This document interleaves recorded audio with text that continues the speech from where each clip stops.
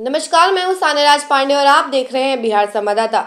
मुख्यमंत्री नीतीश कुमार की अध्यक्षता में कैबिनेट बैठक बुलाई गई, जिसमें 40 एजेंडाओं पर अब मुहर लग चुकी है। बता दें कि मंत्रिमंडल सचिवालय विभाग के अपर मुख्य सचिव श्री सिद्धार्थ ने पूरे एजेंडाओं के बारे में बताया है, इसकी पूरी जानकारी दी है। तो पहले आप ये सुनिए कि किस तरीके से जो श्री सिद्धार्थ है, इन्होंने क्या कुछ कहा है, किन किन एजेंडाओं के बारे में बताया है। नमस्कार।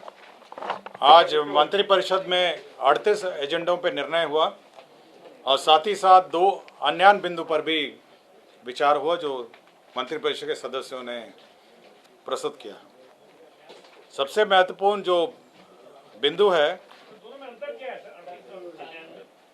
38 एजेंडा है और 2 मंत्रिपरिषद के सदस्य भी रख सकते हैं एक्स्ट्रा एजेंडा, तो कुल 40 मामले हैं।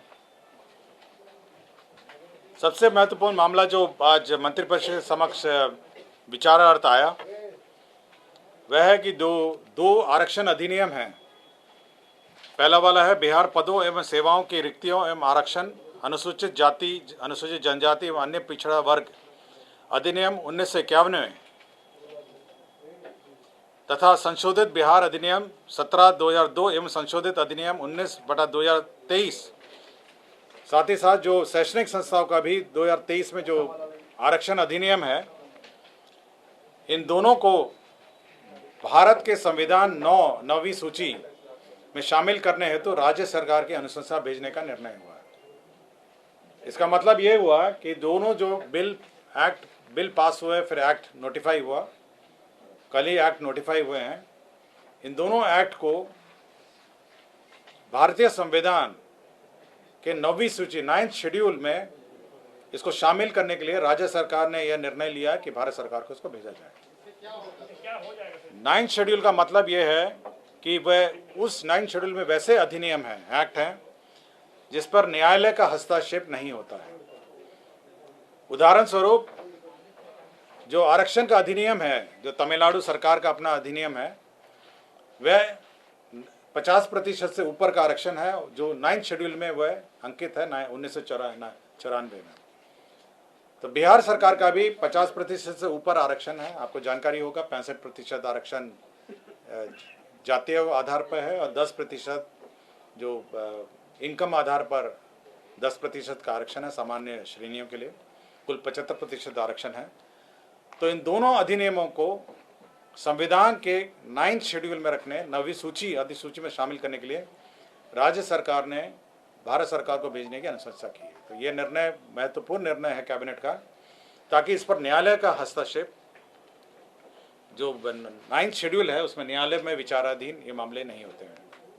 तो यह एक महत्वपूर्ण निर्णय है जो कैबिनेट ने लिया। वो कॉन्स्टिट्यूशनल अमेंडमेंट होता है। कॉन्स्टिट्यूशनल अमेंडमेंट 9th शेड्यूल में पार्लियामेंट से अमेंड होता है। नहीं, जो 9th शेड्यूल है, आपको तो आप जानकारी होगी, जो 9th शेड्यूल के मामले हैं वह न्यायालय में विचारार्थ नहीं रहते हैं। तो ये है 9th शेड्यूल के आइटम्स हैं। तो इसको भी 9th शेड्यूल में रखने का अनुशंसा भेजा गया। ये पार्लियामेंट को ही पावर है, पार्लियामेंट ऑफ इंडिया को। 9th शेड्यूल में जो आइटम्स हैं उसमें न्यायालय में विचार नहीं किए जाते हैं। तमिलनाडु का एक्ट उसी 9th शेड्यूल में है। अकेला एक राज्य है जिसका 9th शेड्यूल में है। दूसरे 2 अन्य बिंदु हैं, मैं जानकारी देना चाहता हूं अन्य जो सामान्य एजेंडा शुरू होने से पहले। पहला अन्य एजेंडा में माननीय मुख्यमंत्री को कैबिनेट ने धन्यवाद दिया जो आरक्षण अधिनियम अधिसूचित हुआ।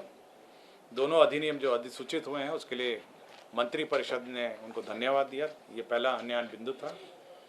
और दूसरा अन्य बिंदु ये था कि जो राज्य सरकार को जो जातिगत गणना के आधार पर जो 3 योजनाएं स्वीकृत की गई, पहली है जो 2 लाख रुपए प्रति गरीब परिवार को जो दिया जाना है, उसके लिए जो व्यय होगा, साथ ही साथ जो जीविका के माध्यम से जो सतत जीविका उपार्जन योजना में 1 लाख से बढ़ा के 2 लाख किया जाना है, और साथ ही साथ जो सभी आवासहीन परिवारों को जो भूमिहीन परिवारों को आवास एवं भूमि दिया जाना है, उसमें 2,50,000 करोड़ का व्यय होना है।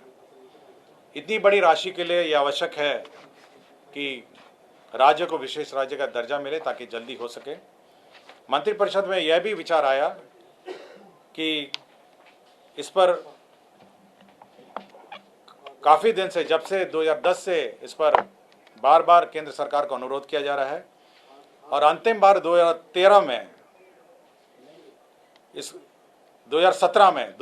में इस पर अनुरोध किया गया था। अभी तक केंद्र सरकार ने इस पर कोई निर्णय लिया है, तो मंत्रिपरिषद ने यह निर्णय लिया कि पुनः केंद्र सरकार को विशेष राज्य का दर्जा बिहार को दिया जाने का अनुरोध किया जाए। तो यह निर्णय हुआ है। कैबिनेट के निर्णय में यह उल्लेखित है कि 2013 में रघुराम राजन कमेटी की रिपोर्ट भी इस मामले में आई थी। तत्कालीन केंद्र सरकार ने उस पर कोई निर्णय नहीं लिया। पुनः वर्तमान केंद्र सरकार को 2017 में राज्य सरकार ने अनुरोध किया और अब पुनः मंत्रिपरिषद ने निर्णय लिया कि पुनः केंद्र सरकार को राज्य को विशेष राज्य का दर्जा देने के लिए अनुरोध किया जाए। तो दो अन्यान बिंदु थे और दो महत्वपूर्ण जो अधिनियम को 9th शेड्यूल में शामिल करने का निर्णय लिया गया। तो आपने सुना कि श्री सिद्धार्थ ने किन एजेंडाओं के बारे में बताया है, कैबिनेट में कौन कौन से एजेंडाओं पे मोहर लगी है, ये 40 एजेंडा कौन से हैं, ये सब आपने सुना। ऐसी ही तमाम खबरों के लिए देखते रहिए बिहार संवाददाता। धन्यवाद।